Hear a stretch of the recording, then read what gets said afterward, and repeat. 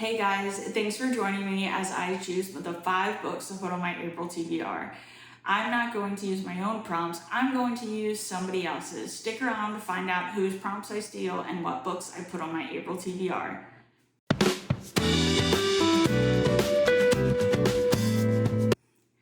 Alright guys, so like I said in the intro, I'm going to put 5 books on my April TBR with the help of someone else's prompts.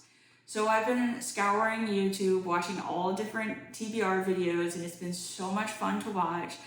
But for the month of April, I decided to steal BreezyBookReads' 5 prompts. I just thought they were great. I've been a long-time subscriber of hers, and I think her content is great, so I highly recommend, if you haven't, you check her out and you subscribe to her videos because they are all excellent.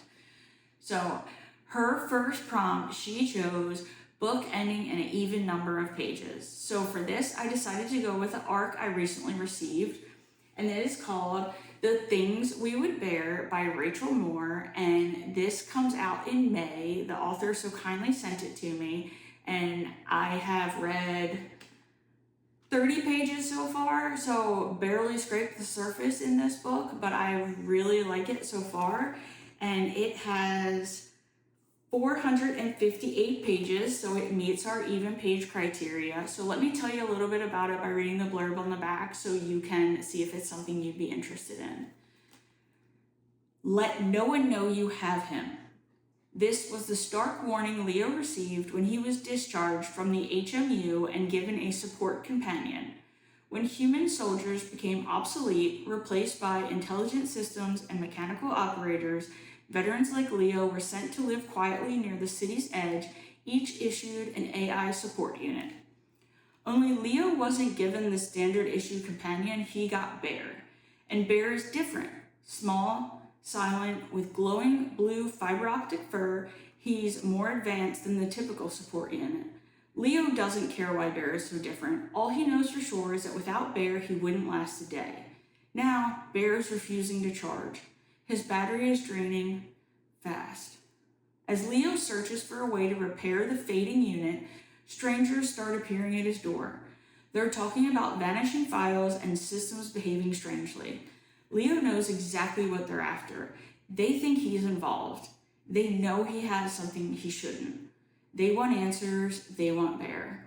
So again, as part of this, the author sent me a bookmark, and I think this sums it up pretty good too. It says, 4 strangers and 1 glowing AI companion are forced to confront the fractures in the world and themselves as the threads of truth and memory bind them together. So 458 pages. Prompt number 1, ending in an even number of pages, is Things We Would Bear by Rachel Moore.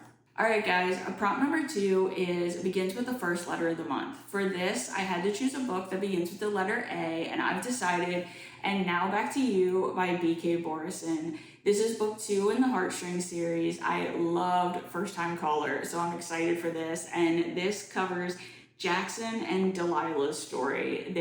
One is a meteorologist for the radio, and one is a meteorologist for the TV station. So I'm excited to see what happens in this book. Prompt number 3 is a book by your favorite author. So for this, I had to go with an author I discovered in the last 6 or 7 months and has quickly become an absolute favorite. She has an extensive backlist, and she is a horror author, a pink horror author, and that is Wendy Dalrymple. Sorry, this is a very shiny cover. I want to make sure I'm not blinding anybody. But this is Credenza, and this is about the main character. Her grandmother passes away, and she inherits the credenza, which was the prized possession of her grandmother. She brings it back to her house, and strange things start happening. So I'm excited to see what happens in this one. Again, Wendy Dalrymple, all her books, 200 pages or less, a lot of fun, a lot of good.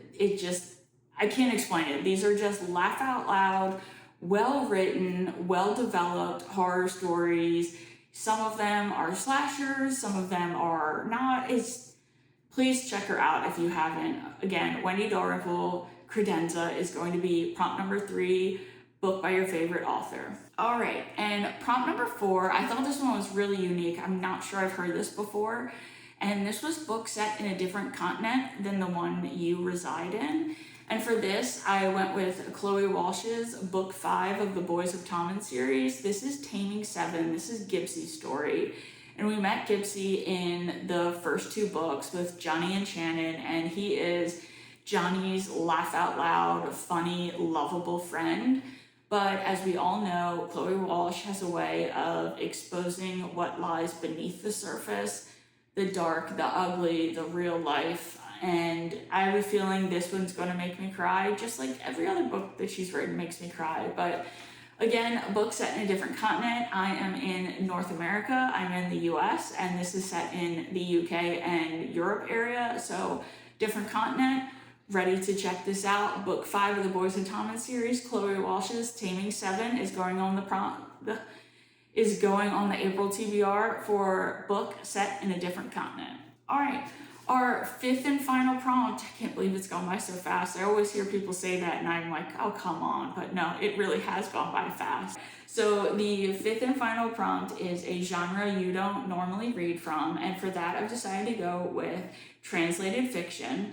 And for that, I have going to put on the book Blowfish. This is translated from Korean. And I don't remember who I got this book recommendation for, but it has been on my TBR for a few months and I need to read it. So let me tell you what this is about real quick. Blowfish is a postmodern novel in 4 parts, alternating between the respective stories of a female sculptor and a male architect. Death is the motif connecting these parallel lives. The narrative loosely approximates a love story, but there is no romance in the normal sense. For the woman, the man is a pit stop on the road to her own suicide. For the man, the woman forestalls death and offers him a final chance. Through the conflicting impressions they have of one another, the characters look back on their lives. It is only the desire to create art that calls them back from death. So again, I will be reading Blowfish as a genre I don't normally read from, translated fiction, and this was translated from Korean. All right, so just to summarize, the 5 books going on my April TBR are Things We Would Bear for Even Number of Pages, and Now Back to You for book that starts with the first letter of the month, Credenza, book by a favorite author,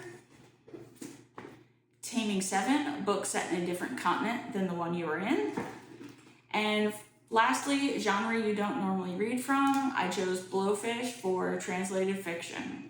So, thank you to BreezyBookReads for letting me steal your prompts, even though you have no idea I did so. And thank you all for watching and sticking around to see what I choose. I look forward to posting some reading vlogs as well as the monthly wrap-up to tell you how my reading month went. Thanks, guys.